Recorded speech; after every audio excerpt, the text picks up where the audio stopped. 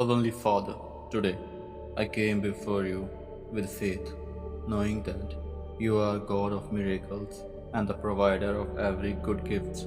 Lord, I surrender my financial worries, my fears, and every burden into your hands.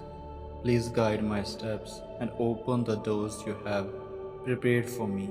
Bless the work of my hands, increase my opportunities, and give me the wisdom to use every resource faithfully and wisely.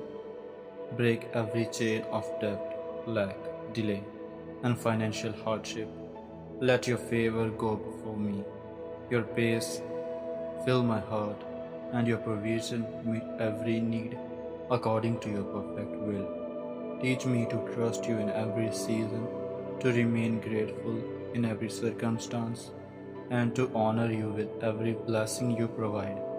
May this financial breakthrough become a testimony of your goodness and inspire others to put their hope in you. In Jesus' name, amen.